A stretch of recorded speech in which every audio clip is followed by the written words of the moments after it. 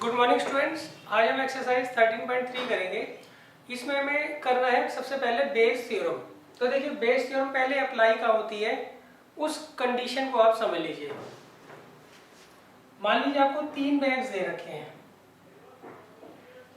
और तीनों बैग्स में कुछ बॉल्स हैं और उसकी कंपोजिशन है, फर्स्ट बैग में 2 रेड बॉल हैं, 3 ब्लैक बॉल हैं। दूसरे बैग में 4 रेड बॉल हैं और 5 ब्लैक बॉल्स हैं। और थर्ड बैग में 2 रेड बॉल है और 6 जो है वो ब्लैक बॉल्स हैं। ये इनकी कंपोजिशन है। अब देखिए 10th में क्या होता था, 10th में ये पूछते थे कि हमने बैग 1 में से एक बॉल निकाली, क्या प्रोबेबिलिटी है कि वो रेड हो, क्या प्रोबेबिलिटी है वो रेड हो। 10th में इस तरह के क्वेश्चन हमने पढ़े हैं कि भाई हमने बैग 2 में से एक बॉल निकाली, क्या प्रोबेबिलिटी है वो ब्लैक हो। बैग 3 में से हमने एक बॉल निकाली, क्या प्रोबेबिलिटी है वो रेड हो। इस तरह के क्वेश्चन हमने जनरली पढ़े हैं। क्लियर है। मगर अब क्वेश्चन चेंज हो गया है। अब वो कहते हैं आपके पास 3 बैग हैं, अब इन बैग में से हमने एक बॉल निकाली और वो बॉल निकली ब्लैक, क्या प्रोबेबिलिटी है कि वो फर्स्ट बैग से आई हो, क्या प्रोबेबिलिटी है वो फर्स्ट बैग से आई हो। मतलब आपने एक बॉल निकली, आपने एक बॉल निकाली, वो निकली ब्लैक, मतलब ये गिवन है कि ड्रॉन बॉल जो है वो ब्लैक है। क्या प्रोबेबिलिटी है कि वो फर्स्ट बैग से आई हो, क्या प्रोबेबिलिटी है वो फर्स्ट बैग से आई हो। तो इसका मतलब हमें ये निकालना है। क्लियर है। तो क्वेश्चन पहले समझ लीजिए, इसमें क्वेश्चन किस तरीके का आता है।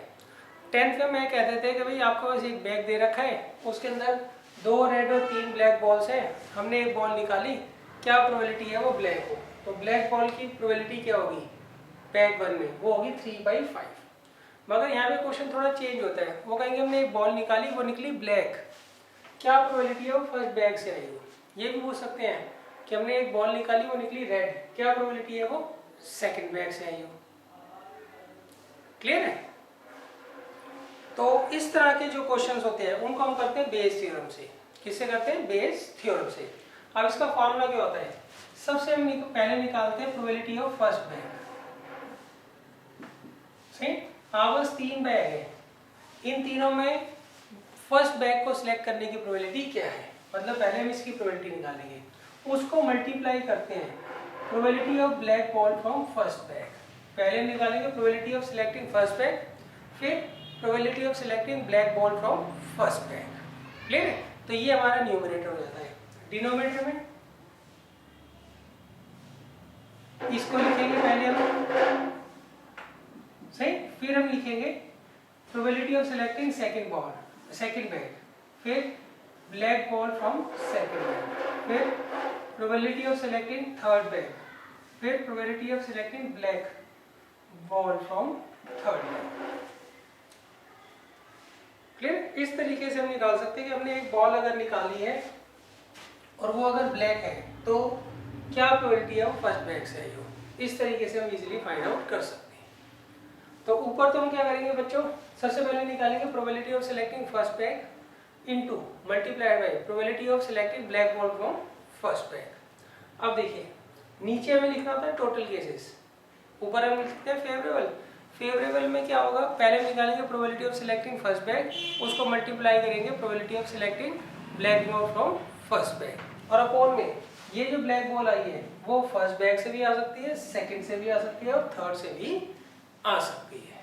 तो ऊपर फेवरेबल आ गए और नीचे क्या आ गए, टोटल आ गए। क्लियर है। पहले हम इसकी प्रोबेबिलिटी निकालते हैं, फिर इसके रेसिप्रोकल की प्रोबेबिलिटी निकालते हैं, फिर फर्स्ट बैग की जगह पहले तो ये एज इट इज लिख देंगे, फिर फर्स्ट बैग की जगह सेकंड बैग रिप्लेस कर देंगे और फिर लास्ट में फर्स्ट बैग की जगह क्या करेंगे, थर्ड बैग रिप्लेस कर देंगे और इन तीनों को ऐड कर देंगे डिनोमिनेटर में। तो इसे बच्चों हम बोलते हैं बेस थ्योरम। और इसके ऊपर जो बेस्ड है, थर्ड एक्सरसाइज इसी के ऊपर बेस्ड है।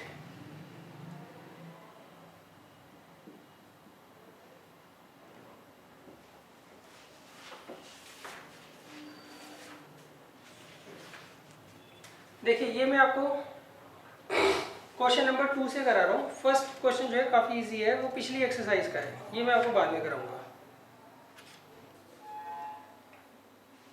तो आज हम एक्सरसाइज 13.3 कर रहे हैं।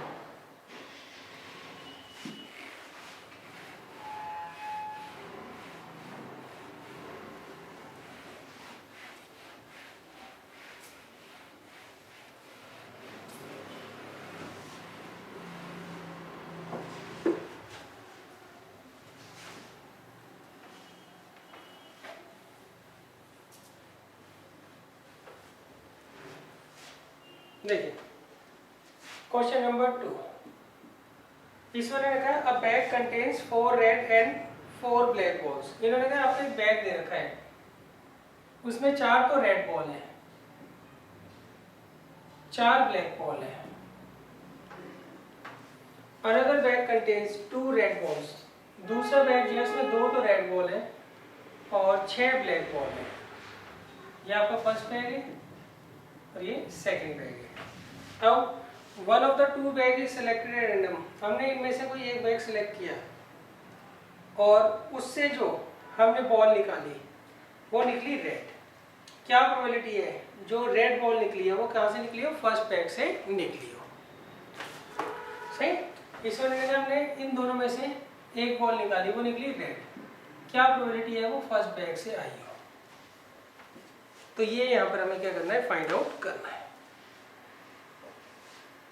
हमने एक बॉल निकाली, वो निकली रेड, क्या प्रोबेबिलिटी है वो फर्स्ट बैग से आई हो। क्लियर? तो अच्छा, पहले हम डिफाइन कर लेंगे कि 1 का मतलब क्या है, the event that selected bag is first. 2 का मतलब क्या है, the event that selected bag is 2। और R का मतलब क्या है, the event that selected bag is selected ball is red. इस तरीके से हम क्या करते हैं, डिफाइन कर लेते हैं। तो देखिए बेस थ्योरम से ऊपर लिख देंगे अकॉर्डिंग टू बेस थ्योरम। पहले हम क्या निकालेंगे, probability of selecting first bag, फिर red ball from first bag, फिर इसको एज इट इज, और फिर यहाँ पर फर्स्ट की जगह हम क्या करते हैं, सेकंड बैग लगा देते हैं। तो ये हमारा फॉर्मूला बन रहा है बाय बेस थ्योरम। अब देखिए 2 बैग हैं, इनमें फर्स्ट बैग को सिलेक्ट करने की प्रोबेबिलिटी क्या होगी, 1/2। 2 बैग है, उनमें से किसी एक बैग को सिलेक्ट करना है आपको, तो उसकी प्रोबेबिलिटी क्या होगी, 1/2 ही होगी। फिर है फर्स्ट बैग से रेड बॉल, फर्स्ट बैग के अंदर टोटल कितनी बॉल है, 8, इसमें रेड आने की प्रोबेबिलिटी क्या होगी, 4/8। और यहाँ पर ये एज इट इज। फिर probability of selecting second bag, 2 bag हैं, इसमें से फर्स्ट को सिलेक्ट करने की प्रोबेबिलिटी भी 1/2 होगी, सेकंड को सिलेक्ट करने की प्रोबेबिलिटी भी 1/2 होगी। इसमें से रेड बॉल को सिलेक्ट करने की प्रोबेबिलिटी क्या होगी, 2/8। तो देखिए यहाँ से आप क्या करिए, 1/2 कॉमन ले लीजिए, तो अंदर क्या आएगा, 4/8 प्लस 2/8। तो 1/2 से 1/2 चला जाएगा, ये आ गया 4/8 और ये आ गया 6/8। तो क्या आ जाएगा, 2/3 आंसर आ जाएगा।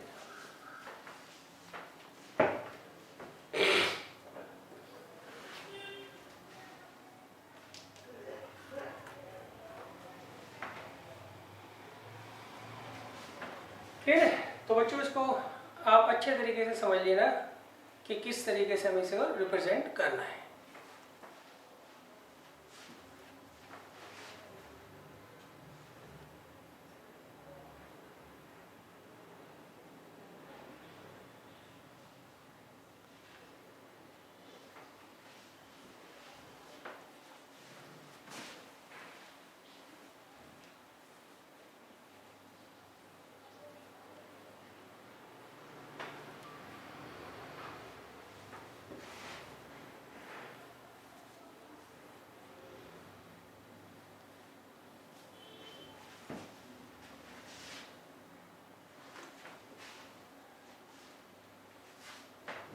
अब देखिए नेक्स्ट है क्वेश्चन नंबर 3।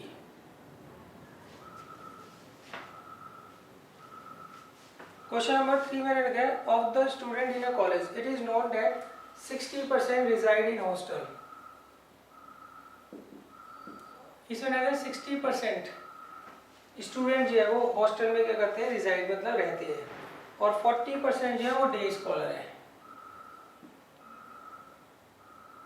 डे स्कॉलर कितने हैं बच्चों, 40%, मतलब वो रोजाना स्कूल कॉलेज आते जाते हैं। अच्छा, previous year result reports that 30% of the student who reside in hostel attend A grade. देखिए अब प्रीवियस ईयर्स का जो रिजल्ट है उससे ये पता लगता है 30% स्टूडेंट्स जो कि हॉस्टल में रहते हैं उनकी ए ग्रेड आती है। क्लियर है? तो मतलब एक स्टूडेंट हॉस्टल में रह रहा है उसके ए ग्रेड आने की प्रोबेबिलिटी क्या होगी? 30% होगी। Next, and 20% of day scholars attend A grade in annual examination. अच्छा, अब जो डे स्कॉलर हैं उनके ए ग्रेड आने की प्रोबेबिलिटी क्या है? 20% है। अब उन्होंने पूछा गया बच्चों, at the end of the year one of the student is chosen at random from the college and attends A grade. देखिए, अब उन्होंने एक स्टूडेंट को सिलेक्ट किया, उसकी ए ग्रेड आई, क्या प्रोबेबिलिटी है कि वो हॉस्टल में रहता हो? ये आपसे पूछा है। क्लियर है? अच्छा, एक बार मैं क्वेश्चन को दोबारा से एक्सप्लेन कर देता हूँ। इसमें उन्होंने कहा है आप एक कॉलेज के बारे में बता रहे हैं, उस कॉलेज में 60% बच्चे जो है हॉस्टल में रहते हैं, 40% जो है वो डे स्कॉलर है।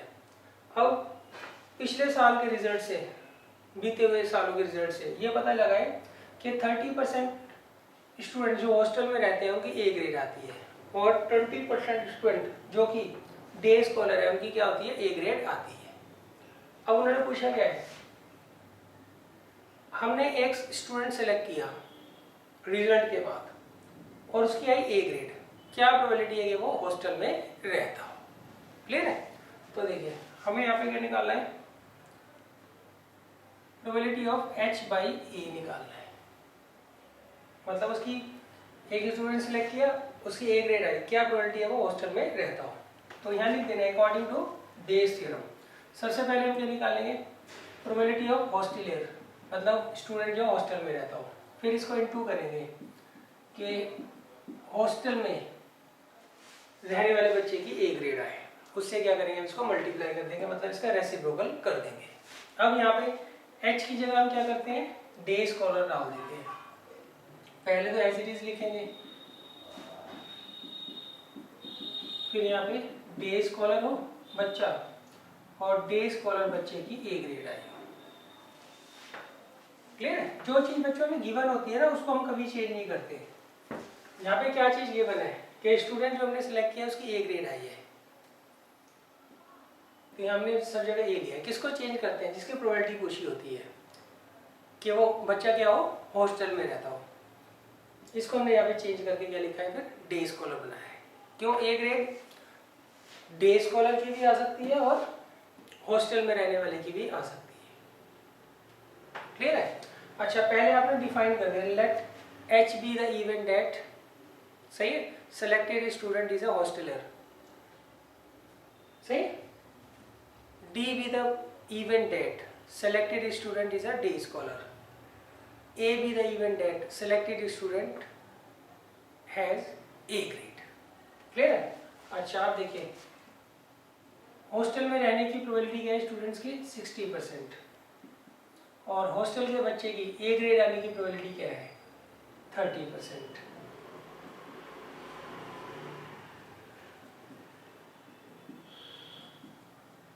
यहाँ पर डे स्कॉलर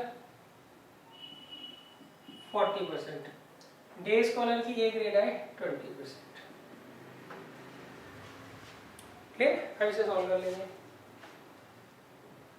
60 इंटू 30 और ये भी 60 इंटू 30 प्लस 40 इंटू 20, ये आ गया 1800, ये आ गया 1800 प्लस 800, ये आ गया 1800 अपॉन 2600, तो आंसर आ जाएगा 9/30।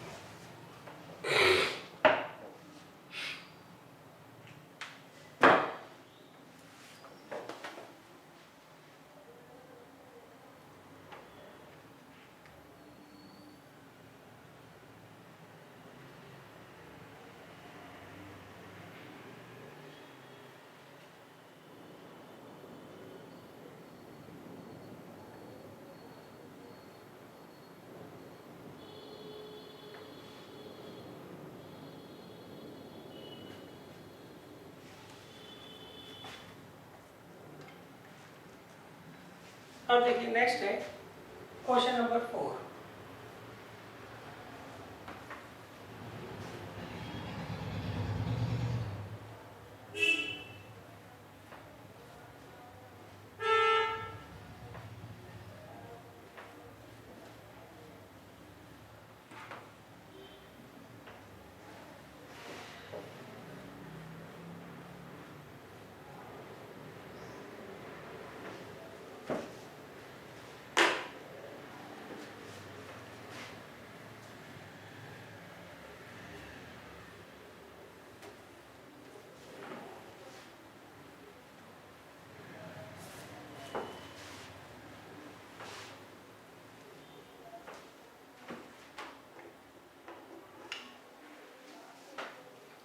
देखिए क्वेश्चन नंबर 4 में मैंने क्या है, in answering a question on a multiple choice test a student either knows the answer और गेस।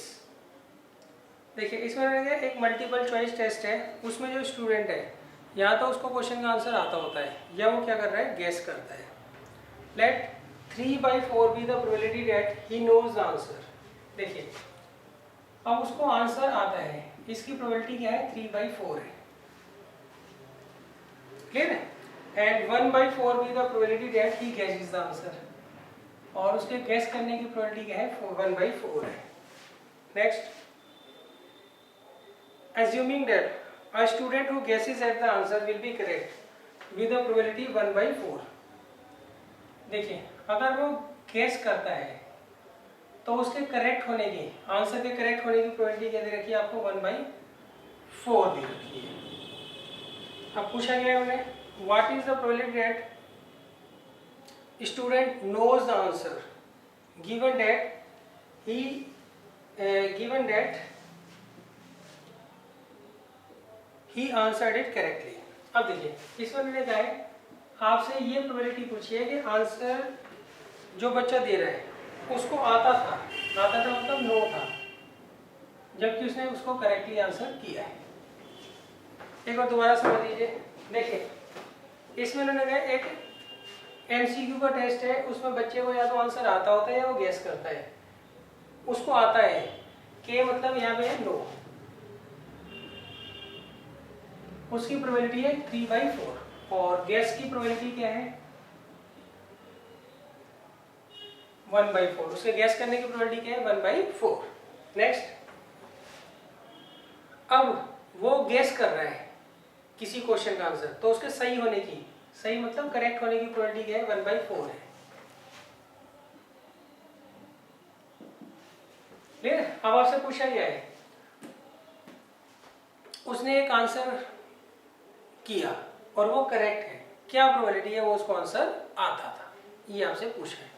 तो सबसे पहले क्या लिखेंगे, according to Bayes theorem probability of K by C. कैसे निकालेंगे बच्चों, पहले निकालेंगे प्रोबेबिलिटी ऑफ के, उसको मल्टीप्लाई करेंगे probability of C by K upon ये as it is probability of K into probability of C by K plus, अच्छा के को चेंज कर सकते हैं ना, के मतलब नो, नो की जगह गैस भी हम ला सकते हैं, गैस कर रहा हो और सी बाई जी, ठीक है। जहां जहां आपको के दिखेगा वहां पे हम क्या करेंगे, जी रख देंगे। अब देखिए प्रोबेबिलिटी ऑफ नो 3/4 प्रोबेबिलिटी है कि उसको आंसर आता है, और नो में करेक्ट हो मतलब उसको आंसर आता है, उस केस में वो सही आंसर दे, उसकी प्रोबेबिलिटी हमेशा क्या होगी, 1 होगी। कैसे, मान लीजिए एक आंसर मुझे आता है तो उसके सही होने की प्रोबेबिलिटी क्या होगी, वो हमेशा 1 होगी।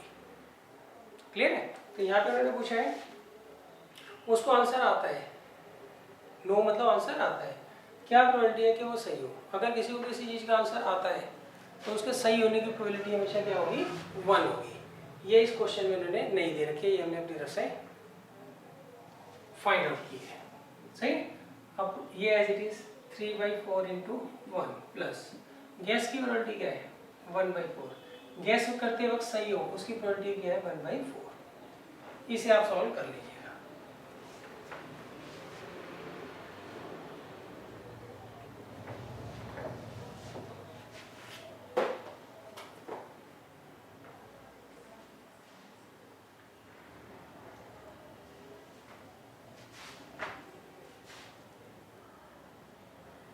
बच्चों, इसमें ये वाला जो है पार्ट आपको नहीं दिया हुआ है क्वेश्चन के अंदर। इसमें उन्होंने कहा है एक बच्चा है, उसको आंसर आता है, किसी क्वेश्चन का आंसर आता है, तो उसकी क्या प्रोबेबिलिटी होगी वो उसका सही जवाब देगा? 100% होगी। क्लियर है? एमसीक्यू में अगर मान लीजिए आपको ऑप्शन पता है भी कौन सा ऑप्शन सही है, तो उसको सही करने की, आंसर सही होने की प्रोबेबिलिटी हमेशा क्या होगी? 1 ही होगी।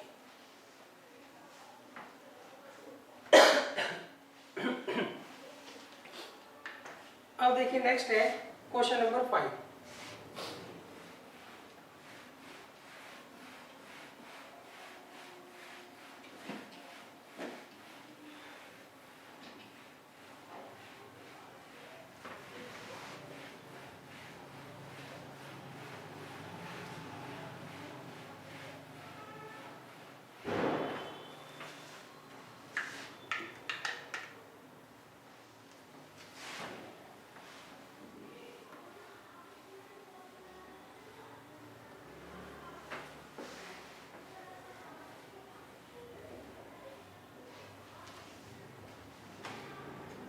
देखिए क्वेश्चन नंबर 5 में उन्होंने कहा है A laboratory test is 99% effective in detecting a certain disease when it is infect। देखिए इसमें उन्होंने लेबोरेटरी का जो टेस्ट है वो 99% क्या होता है? इफेक्टिव होता है जब किसी पर्सन को डिजीज होती है और वो उसको डिटेक्ट कर लेता है। मतलब डिजीज है और उसको डिटेक्ट कर ले, उसके चांसेस क्या है? 99% है। However, the test also yields a false positive result for 0.5% of the healthy person tested। मगर जो लोग पर पेशेंट हेल्दी हैं, जो पर्सन हेल्दी है सही, उनकी भी फॉल्स पॉजिटिव रिपोर्ट आ जाती है। कितनों की आ जाती है? 0.5% की आ जाती है। अच्छा, अब देखिए सबसे पहले ना क्वेश्चन को पढ़ने से पहले आप पॉजिटिव और नेगेटिव रिपोर्ट समझ लीजिए। देखिए पॉजिटिव रिपोर्ट का मतलब होता है कि टेस्ट का जो रिजल्ट है वो आपको बीमार बता रहा है, वो कह रहा है कि आप इस पर्टिकुलर डिजीज से क्या है? सफ़र कर रहे हैं, चाहे वो डिजीज़ हो चाहे ना हो। पॉजिटिव रिपोर्ट मतलब वो आपको कह रहा है कि आप बीमार हैं, आपको ये पर्टिकुलर डिजीज़ है। नेगेटिव रिपोर्ट का मतलब होता है कि जो टेस्ट का रिजल्ट है वो ये कह रहा है कि आप बीमार नहीं हैं। क्लियर है? मगर होता क्या है, नॉर्मली जो लैब के टेस्ट होते हैं वो 100% जो होते हैं प्रूफ नहीं होते हैं, फुल प्रूफ नहीं होते हैं, सही है। उसमें थोड़ा बहुत क्या होती है? गड़बड़ जरूर होती है। कई बार क्या होता है? रिपोर्ट उल्टी सीधी बन जाती है। उसका लॉजिक या रीज़न जो मर्जी हो वो हमें यहाँ पर नहीं पढ़ना है। क्लियर है?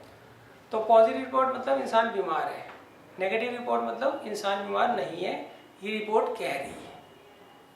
अच्छा, अब देखिए इसमें मैंने कहा है यहाँ पर हम हेल्दी पर्सन जो है उसको एच से रिप्रेजेंट करेंगे। एच का मतलब let H be the event that selected person is healthy. सही, तो मैं यहाँ लिख देता हूँ H, let H be the event that selected person is healthy। Clear है? अच्छा, दूसरा मैंने कहा है पॉजिटिव रिपोर्ट, तो उसके लिए मैं ई यूज कर लेता हूँ। And E B the event eight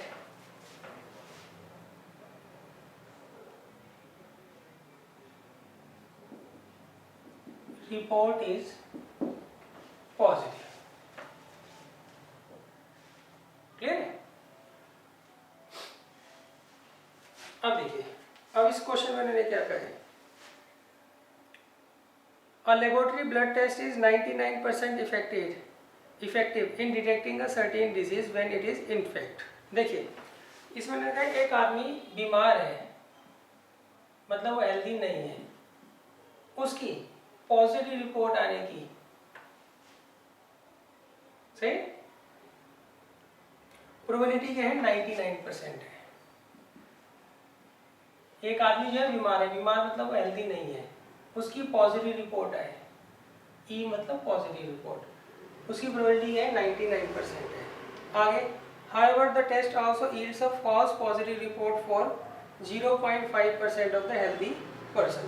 अब देखिए जितने भी हेल्दी लोग हैं उनकी भी फॉल्स पॉजिटिव रिपोर्ट आ जाती है। कितनों की आ जाती है? 0.5% की। मतलब आदमी हेल्दी है, उसकी पॉजिटिव रिपोर्ट आने की प्रोबेबिलिटी क्या है? 0.5% है। Next, if 0.1% of the population actually has disease, अब वो कहते हैं एक्चुअल में 0.1% लोग जो है उन्हीं को डिजीज है, मतलब वो हेल्दी नहीं है। तो हेल्दी कितने होंगे बच्चों? 99.9%। ठीक है। अच्छा, अब पूछा गया इन्होंने what is the probability that a person has the disease, मतलब आदमी जो है वो बीमार हो, गिवन डेट उसका जो रिजल्ट है, रिपोर्ट का जो रिजल्ट आया वो पॉजिटिव आया। तो देखिए ये थोड़ा कॉम्प्लिकेटेड है क्वेश्चन, तो इसको आप बड़े ध्यान से देखिएगा। देखिए इसमें मैंने कहा है, पहले मैंने H मान लिया, let H be the event that selected person is healthy और E be the event that report is positive, report of the person is positive, ये आप लिख लीजिएगा। सबसे पहले मैंने कहा है एक डिजीज वाला आदमी है जिसको बीमारी है और उसका रिजल्ट पॉजिटिव आएगा, उसकी प्रोबेबिलिटी 99% है। एक आदमी हेल्दी है मगर उसकी भी पॉजिटिव रिपोर्ट आ रही है, उसकी प्रोबेबिलिटी 0.5% है। अब टोटल पॉपुलेशन में 0.1% लोग जो है वो बीमार हैं, मतलब वो हेल्दी नहीं है। सही। तो हेल्दी लोग कितने होंगे? अगर 0.1% लोगों को बीमारी है तो बाकी 99.9% जो होंगे वो हेल्दी होंगे। अब इन्होंने पूछा गया, यहाँ लिख दीजिएगा अकॉर्डिंग टू बेस थ्योरम कि एक पर्सन जो है वो क्या है? बीमार है। बीमार मतलब हेल्दी नहीं है। गिवन डेट उसकी जो रिपोर्ट है वो क्या आई हो? पॉजिटिव आई। रिपोर्ट क्या आई हो? उस पर पॉजिटिव आई हो। तो इसको हम कैसे लिखेंगे बच्चों? सबसे पहले तो लिखा लेंगे प्रोबेबिलिटी ऑफ H बार, फिर इसका reciprocal upon probability of H bar into E by H बार।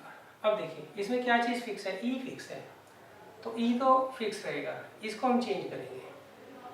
सही। H बार का क्या हो सकता है? H भी हो सकता है।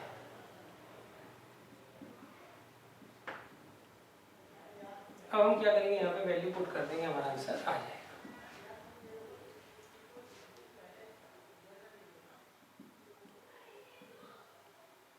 और E बाई H बार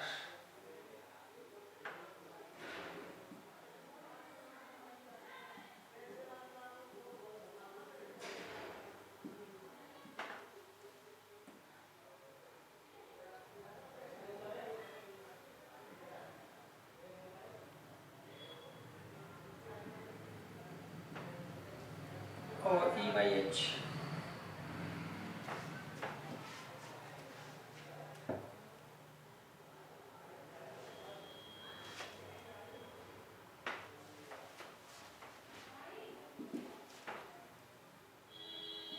इसको बच्चों आप सॉल्व कर लीजिएगा।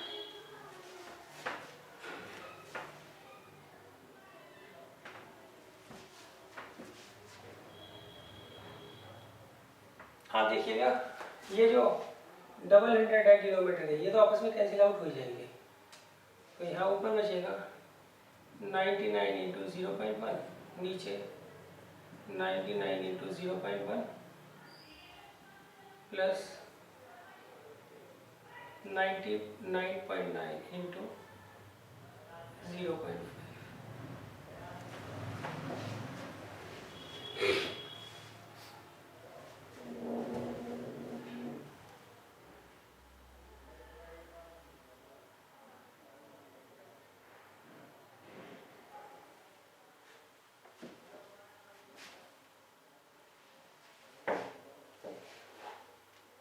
बच्चों देखिए यहाँ पर हमने पहले लिया कि आदमी जो है वो बीमार हो और बीमार आदमी की पॉजिटिव रिपोर्ट आए, अपॉन में यही। फिर पॉजिटिव रिपोर्ट हेल्दी पर्सन की भी तो आ सकती है, पर्सन हेल्दी हो और पॉजिटिव रिपोर्ट है हेल्दी पर्सन की।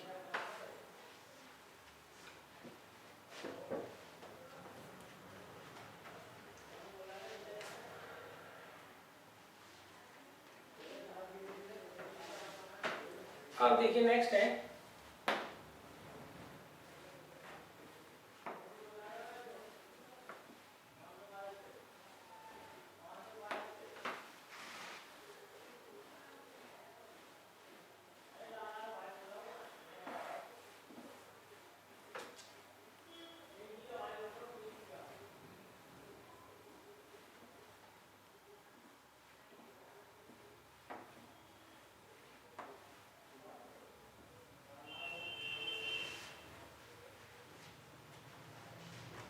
नेक्स्ट क्वेश्चन है क्वेश्चन नंबर 6। देखिए क्वेश्चन नंबर 6 में उन्होंने कहा है देयर आर 3 कॉइन्स। टोटल हमारे पास कितने हैं? 3 कॉइन्स हैं। One is a two headed coin. पहला कॉइन जो है वो टू हेडेड है, मतलब उसके दोनों साइड हेड है। अनदर इज अ बाइस coin that comes up head 75%। अच्छा, दूसरे में हेड जो है वो 75% आता है, तो टेल कितनी बार आएगा? वो आएगा 25%।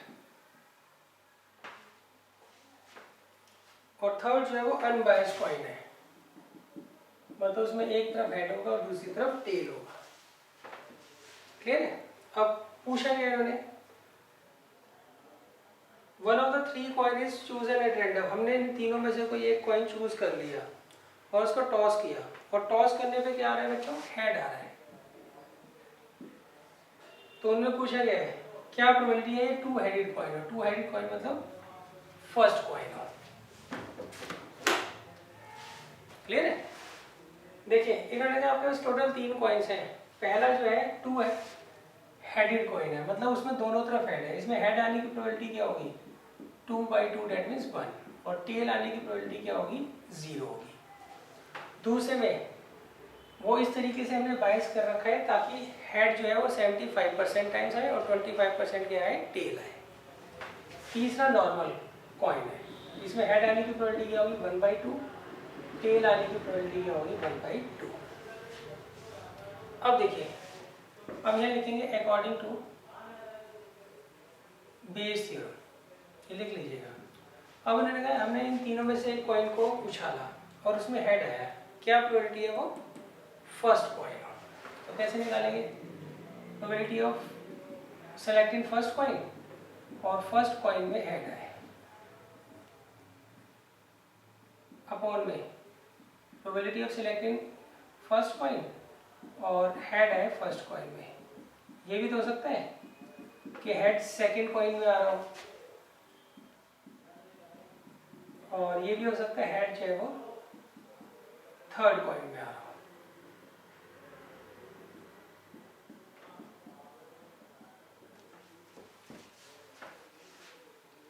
ठीक है? अब देखिए टोटल हमारे पास कितने कॉइन है? 3 कॉइन है, तो उसमें फर्स्ट कॉइन को सिलेक्ट करने की प्रोबेबिलिटी 1/3। अब फर्स्ट में हेड आने की प्रोबेबिलिटी क्या होगी? 1। सही, फर्स्ट में तो दोनों तरफ ही हेड है ना। अब ये as it is plus probability of selecting second coin. देखिए 3 कॉइन है, इसमें फर्स्ट कॉइन को सिलेक्ट करने की प्रोबेबिलिटी भी 1/3 होगी, सेकंड को सिलेक्ट करने की प्रोबेबिलिटी भी 1/3 होगी, और थर्ड को सिलेक्ट करने की प्रोबेबिलिटी भी 1/3 होगी। और इसमें हेड आने की प्रोबेबिलिटी 75/100। थर्ड कॉइन को सिलेक्ट करने की प्रोबेबिलिटी 1/3, इसमें हेड आने की प्रोबेबिलिटी 1/2। इसे आप सॉल्व कर लीजिएगा।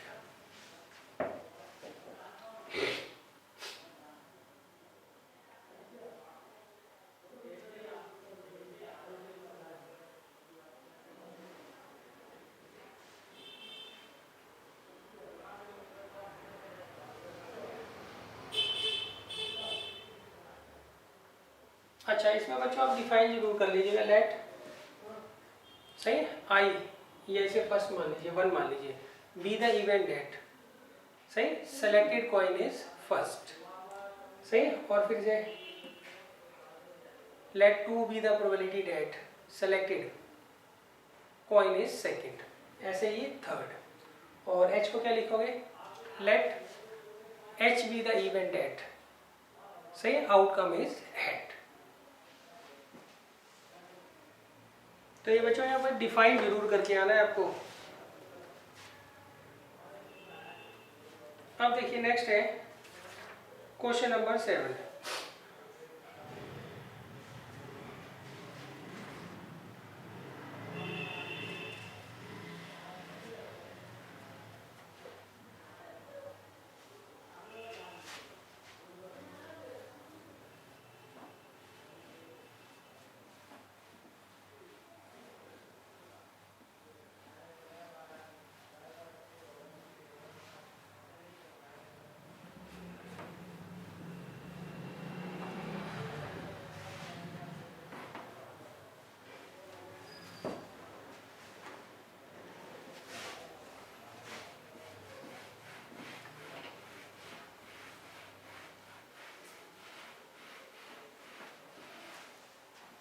देखिए क्वेश्चन नंबर 7 में उन्होंने लिखा है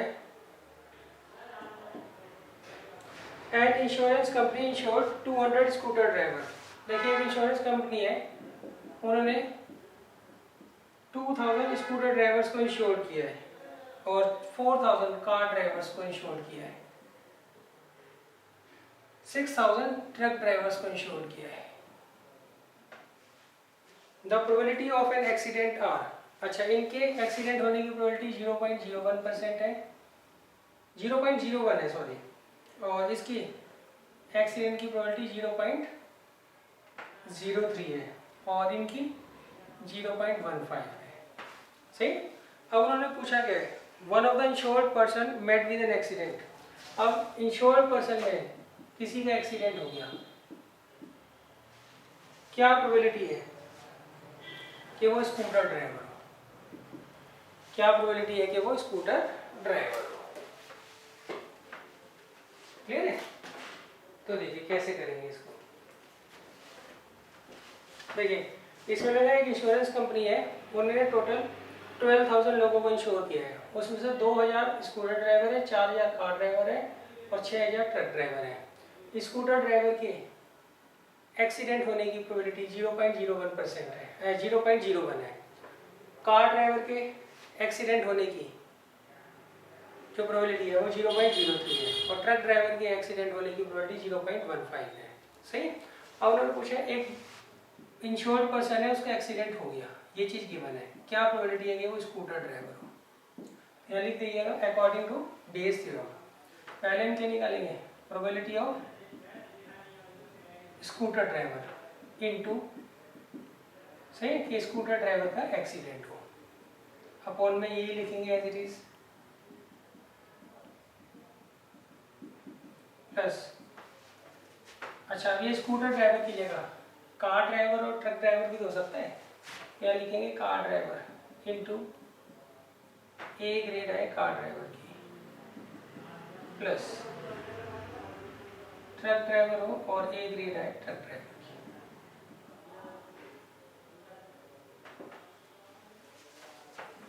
क्लियर है।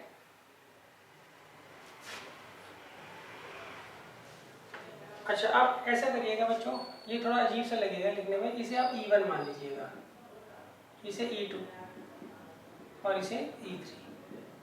सही।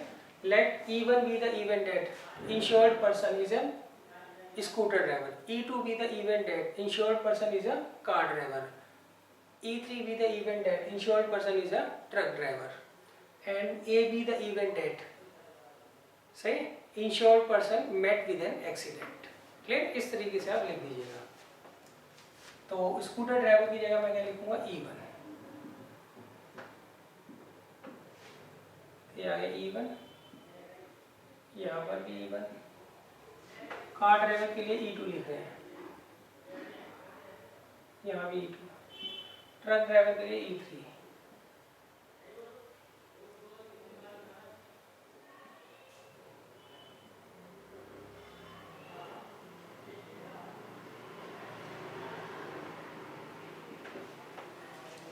क्लियर है। अब देखिए E1 मतलब scooter driver, insured person scooter driver, उसकी प्रोबेबिलिटी क्या होगी 2000 अपॉन 12,000 इंटू स्कूटर ड्राइवर का एक्सीडेंट हो 0.02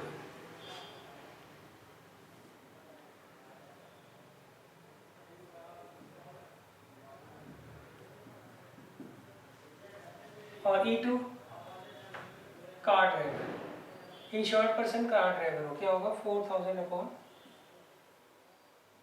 12,000। और कार ड्राइवर के एक्सीडेंट होने की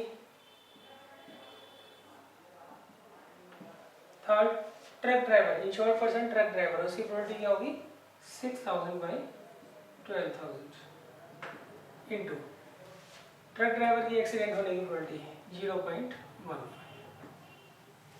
तो देखिए 12,000 को लेके काट देना अपॉन में, बाकी आप क्या करिएगा सॉल्व कर लीजिएगा।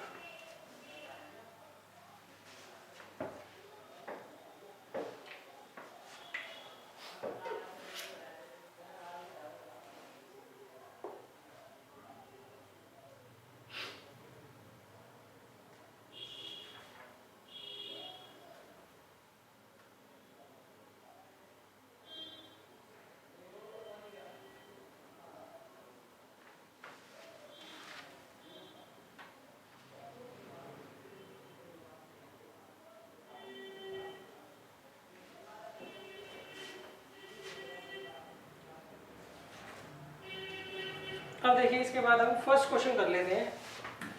अब आपको बेस थ्योरम तो समझ आ गई होगी।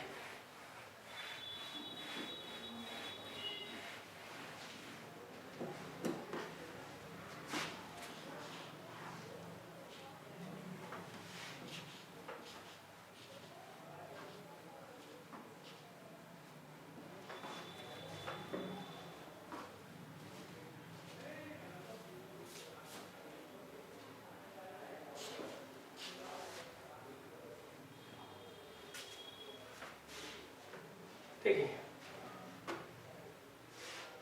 अब है क्वेश्चन नंबर 1।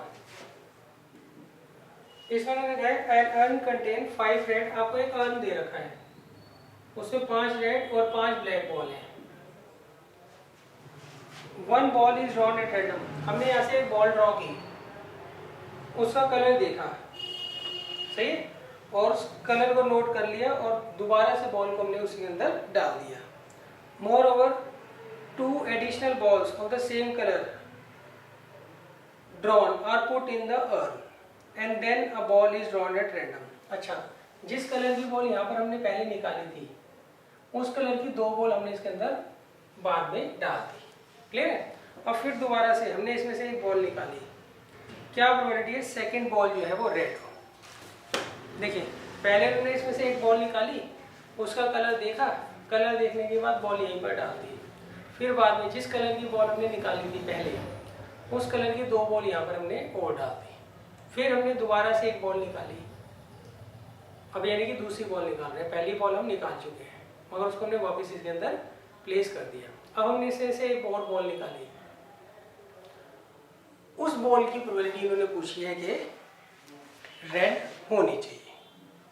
क्या प्रोबेबिलिटी है जो सेकंड बॉल आप निकाल रहे हो वो रेड हो, क्लियर है। तो देखिए इन्होंने पूछा प्रोबेबिलिटी जो है, क्या प्रोबेबिलिटी है कि सेकंड बॉल जो है रेड हो, सेकंड बॉल क्या हो रेड हो। तो मैं R2 लिखता हूँ, R2 मतलब सेकंड बॉल जो है वो रेड हो, सही। Probability red second ball is red, clear बच्चों। अब देखिए पहला केस ये हो सकता है कि पहली जो बॉल हमने निकाली थी वो रेड हो, सही। तो उस केस में क्या लिखोगे, probability of first red ball into probability of second red ball while first is red, clear है। देखिए इसमें हमने केस बन लिया कि पहली बॉल जो है वो रेड हो, तो पहली बॉल रेड होने की प्रोबेबिलिटी क्या होगी, टोटल कितनी बॉल है 10, तो पहली रेड होने की प्रोबेबिलिटी 5/10, सही। अच्छा पहली बॉल जब रेड थी तो हमने वो रेड बॉल निकाली, उसका कलर देखा, वापस इसके अंदर रख दी। अब रेड कलर की 2 बॉल इसके अंदर हमने और डाल दी, तो इसमें 7 तो रेड बॉल हो गई और 5 क्या हो गई ब्लैक बॉल हो गई। अब इसमें से हमने एक बॉल निकाली, वो रेड हो, उसकी क्या प्रोबेबिलिटी होगी, वो होगी 7/12। टोटल कितनी बॉल्स हो गई 12, इसमें से रेड की प्रोबेबिलिटी क्या होगी 7/12, क्लियर है। अच्छा अब ये भी तो हो सकता है बच्चों कि पहली बॉल जो है वो ब्लैक हो, सही, और फिर सेकंड बॉल रेड आई हो, ऐसे भी तो हो सकता है। उन्होंने ये कहा है कि सेकंड बॉल रेड हो, इसकी प्रोबेबिलिटी बताइए। फर्स्ट तो कुछ भी हो सकती है, फर्स्ट रेड भी हो सकती है और फर्स्ट ब्लैक भी हो सकती है। अब यहाँ पे देखिए 5 रेड है 5 ब्लैक है। अब मान लीजिए इसमें से हमने ब्लैक बॉल निकाली, तो ब्लैक बॉल निकालने की प्रोबेबिलिटी क्या होगी 5/10। अब हमने वो देखी ब्लैक बॉल थी, उसको इसके अंदर डाल दिया, फिर 2 बॉल और लिए ब्लैक और यहाँ पर डाल दी, तो अब 5 रेड है और 7 ब्लैक है। अब इसमें से रेड बॉल निकालने की प्रोबेबिलिटी क्या होगी, वो होगी 5/12। टोटल कितनी बॉल है 12, उसमें रेड की प्रोबेबिलिटी क्या होगी 5/12। तो ये कितना आ जाएगा 35, 60/120, दैट मीन्स 1/2 आंसर आ जाएगा। क्लियर है। तो देखिए इन्होंने सेकंड बॉल रेड होनी चाहिए, पहली रेड भी हो सकती है और पहली ब्लैक भी हो सकती है। पहले हमने निकाला probability of selecting first bag, sorry probability that first ball is red, उसको मल्टीप्लाई किया कि सेकंड रेड हो जबकि पहली हम ऑलरेडी रेड निकाल चुके हैं। सही, या तो ये केस होगा या ये केस होगा कि जो पहली बॉल निकाली है वो ब्लैक हो, फिर उसको मल्टीप्लाई करेंगे सेकंड बॉल रेड हो जबकि पहले हम ब्लैक निकाल चुके हैं। तो आइदर ये कंडीशन होगी या ये कंडीशन होगी, साइमल्टेनियसली दोनों कंडीशन नहीं हो सकती है, इसलिए हमने दोनों की प्रोबेबिलिटी निकाल के बीच में क्या किया प्लस का साइन लगा दिया। क्लियर बच्चों।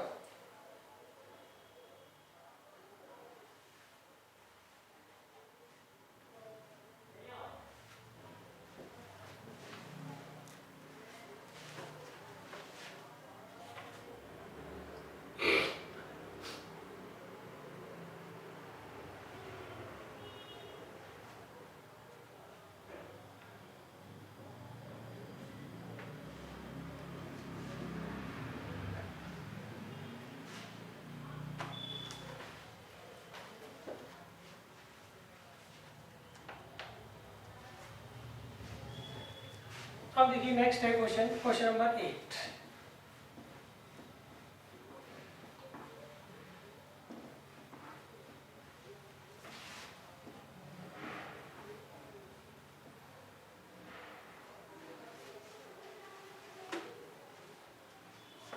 देखिए क्वेश्चन नंबर 8 में उन्होंने कहा है अ फैक्ट्री हैज 2 मशीन, एक फैक्ट्री है उसके पास 2 मशीन है, machine A and machine B. Past records show that machine A produce 60% of the item of the output। ये 60% आइटम्स बना रहा है और B बच गए 40% आइटम बना रहा है। Next, further 2% of the items produced by machine A are defective।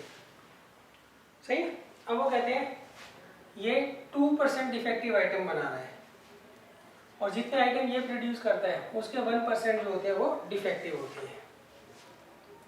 सही, अब वो कहते हैं all the items are put into the one stock pile and then one item is chosen at random from this and is found to be defective. अब उन्होंने कहा सारे के सारे जो आइटम बने थे उसको एक जगह ढेर में उन्होंने लगा दिया और वहां से एक आइटम निकाला, वो निकला डिफेक्टिव।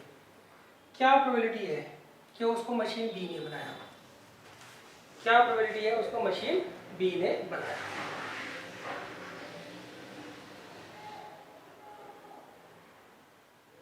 क्लियर है। तो देखिए कैसे करेंगे, पहले हम निकालेंगे प्रोबेबिलिटी ऑफ,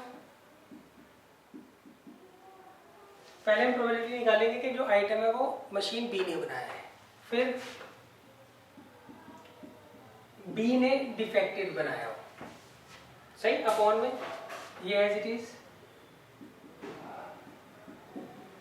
अब देखो यहाँ पे गिवन क्या है, जो सामान है वो डिफेक्टिव है, प्रोबेबिलिटी किसकी पूछी है बी की, तो नीचे हम बी की जगह क्या लेंगे ए भी लेंगे।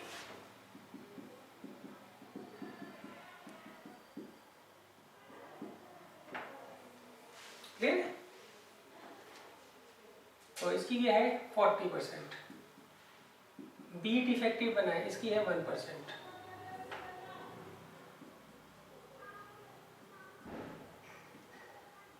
ए 60%, ए डिफेक्टिव बना है 2%। सही, बाकी हम इसको क्या करेंगे, सॉल्व कर आंसर निकाल देंगे।